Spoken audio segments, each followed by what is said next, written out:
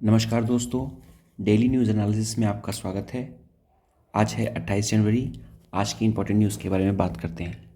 आज की जो सबसे इम्पोर्टेंट न्यूज़ है वो है regarding the Indus water treaty, जिसके बारे में आपने सुना होगा। This is the most important news of today. News क्या है? पाकिस्तान प्राइम मिनिस्टर आयूब खान और Indian prime minister Jawaharlal Nehru के बीच में 1960 में एक ट्रीटी हुई थी which is called the Indus water treaty. इस ट्रीटी में जो इंडस रिवर है उसके फ्लो के रिगार्डिंग कुछ प्रावधान किए गए थे, जिसके रिगार्डिंग ये न्यूज़ है। आज ये सामने क्यों आया है इसके बारे में बात करेंगे। सबसे पहले आपको पता होना चाहिए कि पहले मैं आपको मैप दिखाता हूँ। दिस इज़ हमारा प्यारा भारत, ये हमारा प्यारा भारत है, ठीक है। अगर आप इस कश्मीर के एरिया में देखेंगे तो यहाँ पर क्या है, यहाँ पर कई सारी रिवर्स दिख रही हैं। उसमें सबसे पहले दिख रही है यहाँ पर इंदस, झेलम, रावी, चिनाब, ब्यास और सतलज। 1960 में जब इंडस वाटर ट्रीटी हुई इंडिया और पाकिस्तान के बीच में, आयूब खान और जवाहरलाल नेहरू के बीच में, तो इस ट्रीटी में ये डिसाइड किया गया कि 3 रिवर जो कि वेस्ट फ्लोइंग हैं, जो कि हैं चिनाब, झेलम और इंडस, इनका जो वाटर होगा वो पाकिस्तान के पास जाएगा, और जो ईस्ट फ्लोइंग रिवर है that is the Sutlej, Beas और रावी, इनका जो पानी है वो इंडिया यूज़ करेगा, ठीक है। वेस्ट फ्लोइंग रिवर को हम लोग याद कैसे करेंगे? CJI।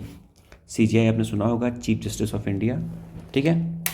तो ये जो CJI है, चीफ जस्टिस ऑफ इंडिया, लेकिन यहाँ पर ये CJI नहीं है, यहाँ पर है आपका चिनाब, झेलम और इंडस। इन तीनों नदियों का पानी यूज़ करेगा कौन? ये है हमारी इंडस, ये है चिनाब और उसके बाद, ठीक। तो इन तीनों जो नदियाँ हैं, ठीक है, इन तीनों नदियों का जो पानी है वो कौन यूज़ करेगा? पाकिस्तान यूज़ करेगा। और ईस्ट फ्लोइंग जो रिवर है इनका पानी कौन यूज़ करेगा? इंडिया यूज़ करेगा, ठीक है। अब अगर बात किया जाए कि इसकी टोटल कैपेसिटी क्या थी, तो जब ये बना हुआ था, ये सारी रिवर्स, अगर मैं इन सारी रिवर्स को मिला लूँ तो इसकी जो टोटल पानी की कैपेसिटी है वो 168 इतनी है, ठीक। उसमें से जो ईस्टर्न फ्लोइंग रिवर है उसकी जो कैपेसिटी है वो है 3.3 CAF। यानी कि इस ट्रीटी में क्या हुआ था बेसिकली कि इन सारी नदियों का, यानी कि ये पूरा पानी की कैपेसिटी है, इसमें से 80% जो कैपेसिटी है वो पाकिस्तान के पास है, ये पाकिस्तान की नदियां हैं, और 80% जो कैपेसिटी है वो पाकिस्तान के पास है। सिर्फ 20% जो कैपेसिटी है वो किसके पास है? इंडिया के पास है, ठीक। यानी कि 20% कैपेसिटी में जो अमाउंट बना वो कितना बना? 33 CAF।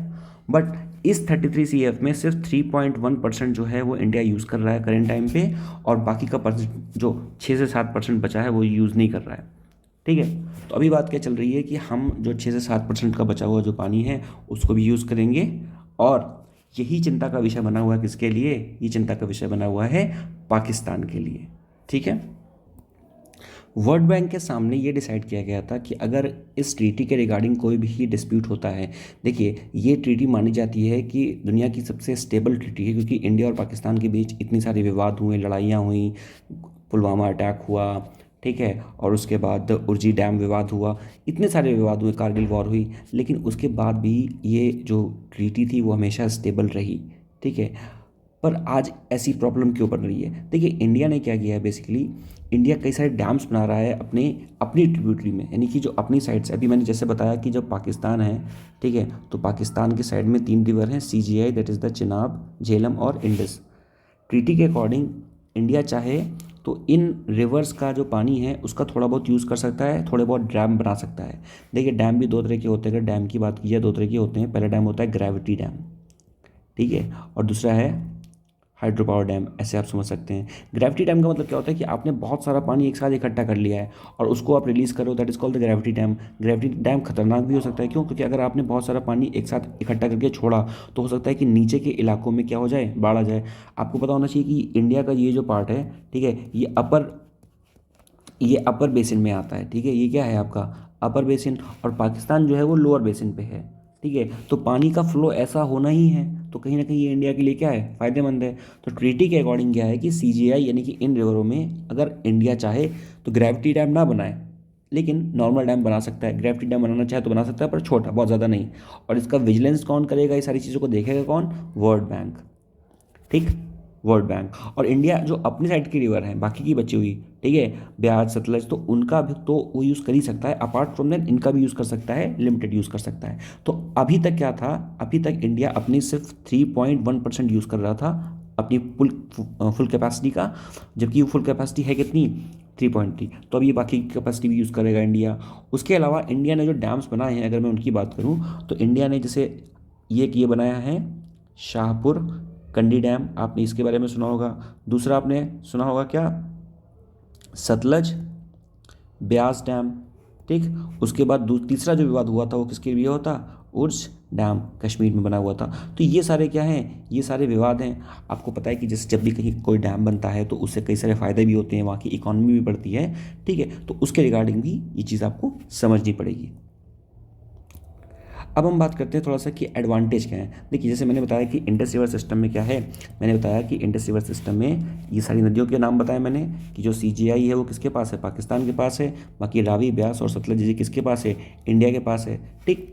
उसके बाद मैंने यहाँ पर बात की कि जो 20% of water of the western river 33 million जो है वो किसके पास है, वो ईस्टर्न रिवर में इंडिया के पास। तो इंडिया सिर्फ कितना यूज़ कर रहा है, 20%, और पाकिस्तान कितना यूज़ कर रहा है, 80%। अब हम बात करते हैं कि अगर कहीं पर कोई भी डैम बनता है तो उसके एडवांटेज क्या होते हैं, डिसएडवांटेज क्या होते हैं। देखिए, सबसे पहले आपको पता होना चाहिए कि अगर कहीं पर कोई डैम बना तो वो जो लोकल एनर्जी की नीड की डिमांड है उसको पूरा करेगा, जॉब अपॉर्चुनिटी प्रोवाइड करेगा, ठीक है। कई सारे वहाँ पर बिजनेसेस आएंगे, रिटेल शॉप्स चलेंगी, फूड शॉप्स चलेंगे, टी सेलर, क्योंकि भाई अगर कहीं पर डैम बना है, ठीक है, तो छोटी मोटी शॉप्स तो वहाँ पे रहेंगी ऑब्वियसली। इरिगेशन को ये प्रमोट करेगा, ठीक है, वहाँ पर इरिगेशन बढ़ेगा धीरे धीरे। प्लस जो टूरिज़्म है उसको, और टूरिज़्म और रिक्रिएशनल जो एक्टिविटीज़ है वो भी बढ़ेंगी धीरे धीरे, ठीक है। लोग घूमने आएंगे तो वहाँ का टूरिज़्म जब प्रमोट होगा तो वहाँ के जो लोकल मार्केट है वो प्रमोट होगी, वहाँ के लोगों को रेवेन्यू जनरेट होगा, एम्प्लॉयमेंट मिलेगा, ठीक है। तो ये आपको पता होगा। प्लस अगर आप डैम बना देते हैं तो डैम से फ़ायदा यह है कि जो एक्सेस वाटर है, ठीक है, उस नदी का जो एक्सेस वाटर है उसको इसको रोका जा सकता है, या उसको एक चैनल्ड वे पे मूव कराया जा सकता है, ठीक है। और उसके साथ साथ बिजली बनाने के साथ साथ तो जो डैम्स होंगे वो क्या होंगे, ड्रिंकिंग वाटर की फैसिलिटी को भी प्रोवाइड करेंगे। और ध्यान रखिएगा कि जो मैंने बताया भी आपको कि जो upper hand in the dealing with the Pakistan leadership, ठीक। दूसरी चीज़ आपको पता होनी चाहिए कि अगर डिसएडवांटेज की बात करें तो ये क्या है, ये इन्वायरमेंटल डिसएडवांटेज बहुत बड़ा होता है, कि ये इन्वायरमेंटल लॉस के लिए भी रिस्पॉन्सिबल है। जैसे अगर सपोज मैंने बात किया ग्रेविटी डैम के बारे में बात किया, ठीक है, तो ग्रेविटी डैम क्या होता है, ग्रेविटी डैम मैंने बताया कि पानी भर दिया बहुत ज़्यादा, एक जगह पे बहुत सारा हमने पानी स्टोर कर लिया, यानी कि रोक लिया, ठीक है, डैम बना के। तो उससे क्या हुआ कि बेसिकली इवेपोरेशन तो हो ही रहा है। अब यहाँ पे सन है, ठीक है, ये सन है, तो ये क्या हो रहा है, सन की वजह से क्या हो रहा है, वहाँ पर इवेपोरेशन हो रहा है, ठीक है, ठीक है। तो सन की वजह से क्या हो रहा है, सन की वजह से इवेपोरेशन हो रहा है। तो ये जो वाटर मॉलिक्यूल्स हैं ये क्या हो रहे हैं, ये एटमॉस्फेयर में जा रहे हैं। तो इसकी वजह से क्या हो रहा है, इसकी वजह से ह्यूमिडिटी बढ़ रही है। तो ये कहीं ना कहीं ये सारे जो ग्रेविटी डैम हैं ये डैम क्या कर रहे हैं, ये कहीं ना कहीं इन्वायरमेंट को भी चेंज कर रहे हैं, आसपास की जो चीज़ें हैं उसको भी क्या कर रहे हैं, चेंज कर रहे हैं। और उसके बाद क्या हो रहा है, हैबिटेट लॉस हो रहा है, ह्यूमंस का, प्लांट्स का हैबिटेट लॉस हो रहा है, एनिमल्स का हैबिटेट लॉस हो रहा है, ऑर्गेनिक लाइफ का हैबिटेट लॉस हो रहा है, plus water loss to the evaporation जैसे मैंने बताया। फिर सॉइल इरोजन की प्रॉब्लम हो सकती है, डिक्लाइनिंग वाटर क्वालिटी हो सकती है, ठीक है। और उसके बाद affect on the micro climatic of the surrounding areas ecosystem flora and fauna.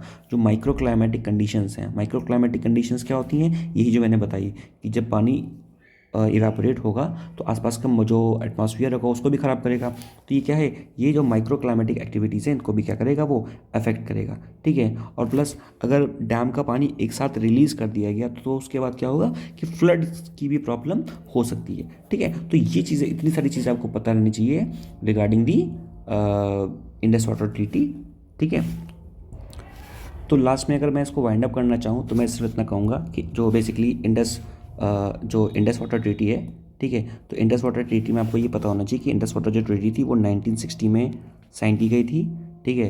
किसके सामने, वर्ल्ड बैंक के सामने, वर्ल्ड बैंक इसका सिग्नेटरी था। और ये कहा गया था कि ये डिवाइड करेगी किसकी, जो जम्मू कश्मीर के एरिया में जो रिवर्स हैं उनके वाटर को डिवाइड करेगी, किस रेशियो में डिवाइड करेगी, इंडिया को मिलेगा 20% और पाकिस्तान को मिलेगा कितना 80%। इंडिया अपने 20% का भी अभी 20% का 6 से 7% अभी भी क्या कर रहा है, यूज़ नहीं कर रहा है, पर अब वो यूज़ करेगा। दूसरी चीज़ आपको ये पता होनी चाहिए क्या, कि अगर वर्ल्ड बैंक ने कहा था कि अगर आप दोनों के बीच में कोई डिस्प्यूट हो जाता है, ठीक है, तो कि एक न्यूट्रल एक्सपर्ट जो होगा उसको बुलाया जाएगा। ठीक है, अगर न्यूट्रल एक्सपर्ट से भी चीज़ें सॉल्व नहीं होती हैं तो उसके बाद क्या किया जाएगा, उसके बाद कोर्ट ऑफ आर्बिट्रेशन में जाएंगी चीज़ें, कोर्ट ऑफ आर्बिट्रेशन में चीज़ें जाएंगी। ठीक है, तो कहने का मतलब क्या है कि ये सॉल्व करने के तरीके हो सकते हैं। ठीक है, क्योंकि अब पाकिस्तान ने ये इशू रेज़ किया है, इसलिए इंडिया क्या करेगा, इंडिया जो 6 से 7% जो बचा है अमाउंट, जो वो यूज़ नहीं कर रहा है, ठीक है, तो वो भी यूज़ करना क्या करेगा, स्टार्ट करेगा। और आपको पता है कि इंडिया के पास क्या है, लेवरेज है। लेवरेज किस बात का है, कि इंडिया जो है वो अपर बेसिन पे है। अपर बेसिन का मतलब कि जहाँ से रिवर फ्लो कर रही हैं, तो वो उसके क्या है, वो उसकी एक प्लस पॉइंट है इंडिया का। ठीक है, तो यहाँ से आपको इतनी सारी चीज़ें पता होनी चाहिए। नेक्स्ट अगर हम बात करें तो यहाँ पे लिखा हुआ है कि जो वाइस प्रेसिडेंट हैं, वाइस प्रेसिडेंट ऑफ इंडिया जो हैं, ठीक है, वाइस प्रेसिडेंट ऑफ इंडिया कौन है, जगदीप धनखड़। ठीक है, और ध्यान रखिएगा कि जो वाइस प्रेसिडेंट ऑफ इंडिया होता है वही वो भी क्या होता है, वो होता है ex officio chairperson of Rajya Sabha. ठीक है, तो उन्होंने कहा क्या है कि यूथ के लिए कहा है कि आप प्रैक्टिस करिए क्या, अपनी जो फंडामेंटल ड्यूटीज़ है उनका प्रैक्टिस करिए। तो इसके बारे में थोड़ी सी यहाँ पर बात करेंगे कि क्या सीन है, इसके बारे में थोड़ा सा हम यहाँ पर बात करूँगा। ठीक है, अगर मैं यहाँ पर थोड़ी सी बात करूँ कि क्या फंडामेंटल ड्यूटीज़ हैं, क्या सारी चीज़ें हैं, तो यहाँ पर मैं बोलूँगा सबसे पहले आपको पता होगा जो हमारा कॉन्स्टिट्यूशन है, संविधान है, तो कई सारे पार्ट में डिवाइडेड है। ठीक है, जैसे हमने कहा पार्ट 1, पार्ट 2, पार्ट 3, पार्ट 4, ठीक है, पार्ट 4A। ठीक है, तो अगर कई सारे पार्ट्स में ये चीज़ क्या है, डिवाइडेड है। अगर मैं सबसे पहले पार्ट की बात करूं तो पता है आपको सबसे ज़्यादा लड़ाई किस बारे में होती है, ज़मीन जायदाद के बारे में। ठीक है, तो पहले क्या होगी, हमारी यूनियन टेरिटरीज, उसके बारे में परिभाषा की गई है, स्टेट की परिभाषा दी है। फिर हमने किसकी बात की, सिटीजनशिप की बात की है। फिर हमने किसकी बात की, फंडामेंटल राइट की बात की है। फिर DPSP की बात की है, फंडामेंटल राइट की बात की है आर्टिकल 12 से 35 के बीच में। DPSP की बात की है 36 से 51 के बीच में। और पार्ट 4A में एक चीज़ दी गई है जिसका नाम है फंडामेंटल ड्यूटी, जो कि आता है 51A में। इसी का नाम क्या है हमारा, फंडामेंटल ड्यूटीज़। ठीक है, जिसके बारे में यहाँ पर क्या है, जिसके बारे में यहाँ पर बात, सॉरी ये चला गया, सॉरी फॉर दैट। ठीक है, जिसके बारे में यहाँ पर बात की यानी कि जो पार्ट 4A है, पार्ट 4A का मतलब क्या होता है, ये है हमारा 51A फंडामेंटल ड्यूटीज़। यहाँ से आपको ये पता होना चाहिए कि जो फंडामेंटल ड्यूटीज़ है वो हैं टोटल कितनी, टोटल हमारी 10 फंडामेंटल ड्यूटी थी पहले। ठीक है, तो जो अर्लियर थी कितनी फंडामेंटल ड्यूटी थी, 10। अभी करंट टाइम पे 11 फंडामेंटल ड्यूटी हो गई हैं। 11वीं फंडामेंटल ड्यूटी 2002 में ऐड की गई थी by the 86th amendment act. ठीक, तो 86 कॉन्स्टिट्यूशनल अमेंडमेंट एक्ट की वजह से 2002 की वजह से 11वीं फंडामेंटल ड्यूटी ऐड की गई थी। और 11वीं फंडामेंटल ड्यूटी है क्या, कि हमें 6 से 14 साल के बच्चों को अर्ली चाइल्डहुड केयर और एजुकेशन क्या करनी है, प्रोवाइड करनी है। ठीक है, तो ये चीज़ें फंडामेंटल ड्यूटी के रिगार्डिंग पता होनी चाहिए। दूसरी आपको चीज़ ये पता होनी चाहिए कि जो फंडामेंटल राइट है, ठीक है, ये क्या है, ये कोर्ट ऑफ लॉ में इन्फोर्सेबल है। ये क्या है, कोर्ट ऑफ लॉ में क्या है, इन्फोर्सेबल है, यानी कि इसको इन्फोर्स कर सकते हैं। बट जो DPSP है और जो फंडामेंटल ड्यूटीज़ हैं, ठीक है, ये क्या है, these are the non enforceable. इसको क्या कर सकते हैं, इन्फोर्स मतलब नहीं कर सकते हैं। फंडामेंटल राइट जो आपको गवर्नमेंट ने दिए हैं, directive principle of state and policy, वो काम जो सरकार आपके लिए करेगी। फंडामेंटल ड्यूटीज़ वो काम जो आप करोगे देश के लिए या सरकार के लिए। ठीक है, तो ये मैंने थोड़ी सी क्लैरिटी दी आपको रिगार्डिंग द फंडामेंटल ड्यूटीज़। दूसरी न्यूज़ ये है कि जैसे हमको पता है कि सैंड माइनिंग जो है बेसिकली, ठीक है, तो उसको बहुत अपोज किया जाता है कि अगर सैंड माइनिंग हम लोग ज़्यादा करेंगे तो उससे क्या होगी, जो रिवर की बेसिन है वो ख़राब हो जाएगी।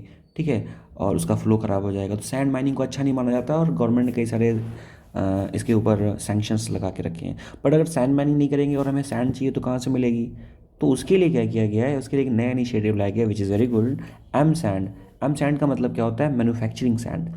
मैन्युफैक्चरिंग सैंड क्या होता है बेसिकली, जैसे मैन्युफैक्चरिंग जो सैंड होती है इसका मतलब ये होता है कि जैसे कोई बड़े बड़े रॉक्स हैं, ठीक है, तो अगर हम उसको रॉक्स को क्या कर दें, क्रश कर दें, तोड़ दें, ठीक है ना, तो उससे जो डस्ट बनेगी वो क्या होगी, वो एक तरह की सैंड होगी, मिट्टी होगी, ठीक है।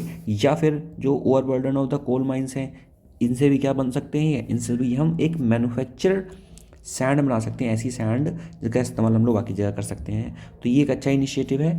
अगर मैं इसके बारे में थोड़ी सी और बात करूँ तो यहाँ से पता चलेगा आपको कि अगर हम इसका यूज़ कर रहे हैं तो यह है कॉस्ट इफेक्टिव है, ठीक है, क्योंकि हम लोग की लोअर कॉस्ट में चीज़ें बन जाएंगी, कंसिस्टेंसी रहेगी, जैसे ही हमें सैंड चाहिए जितने टाइम चाहिए हम निकाल सकते हैं, बना सकते हैं क्रशर की सहायता से।